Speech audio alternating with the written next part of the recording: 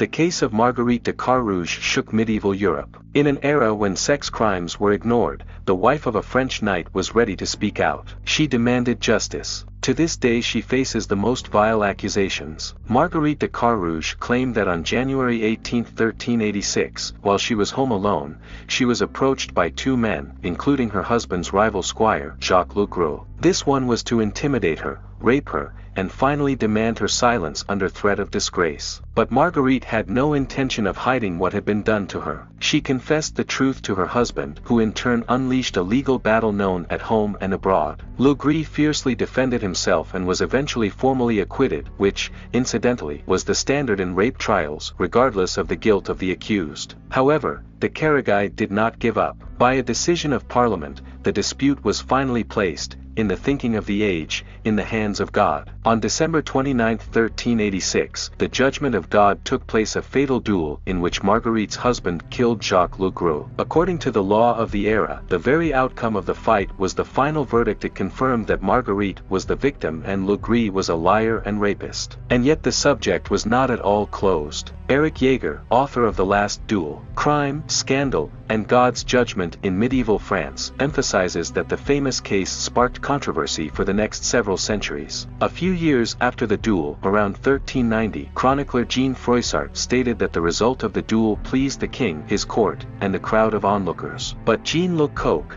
the defendant's lawyer, wrote that reactions were mixed. Some saw de Carrouge as a vigilante, others saw Le Gris's death as undeserved. The latter readily repeated the argument that the rape existed only in the vivid imagination of Marguerite, who dreamed that she had been attacked. Today the topic is popular again, thanks to the movie The Last Duel. What opinions prevail in the discussion shows well that even after more than 600 years, little has changed in the perception of sexual crimes. She realized a terrible mistake.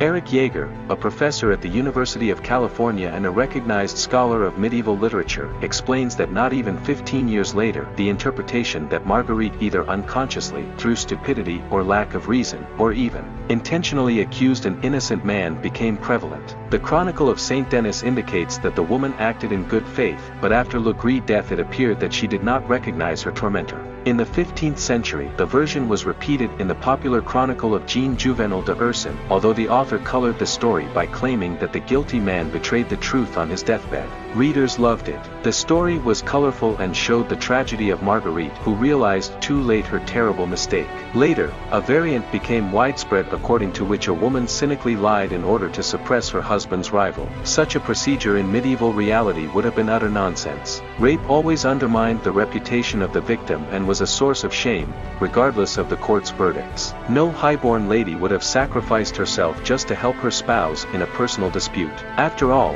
there were far more losses than possible gains. However, Eric Jaeger emphasizes it in the pages of The Last Duel that this is probably just a legend, invented in a time when chivalrous virtues were valued. The best testimony of darkness. The story of Marguerite's mistake or lie, appealing from the beginning, also fit perfectly with the expectations of later eras. According to Eric Jaeger, it was readily referred to by Enlightenment authors who accused those living in the Middle Ages of barbarism and belief in superstition. In the 18th century, the institution of divine courts was condemned. The death of Jacques Le Gris was, in fact, elevated to the rank of the best testimony to medieval ignorance. In the 19th century, subsequent works began to appear that explicitly accused Marguerite of great error. For example, the famous historian Louis Le Gray wrote, without any implication, that the woman became a nun under the influence of despair and a desire to atone for an impertinent accusation. She died in sorrow and grief, inconsolable because of the cruel injustice she had contributed to and for which she had paid. This, of course, did not happen. Eric Jaeger stresses that although we will never know all the facts about the crime of 1386, theories of Marguerite's error or deception are not borne out. Nevertheless, the legend of false accusation, unjust punishment, and late disclosure of the truth by Margaret lives on even among contemporary historians. And among today's viewers, many of whom apparently still do not believe that victims should be heard in rape cases.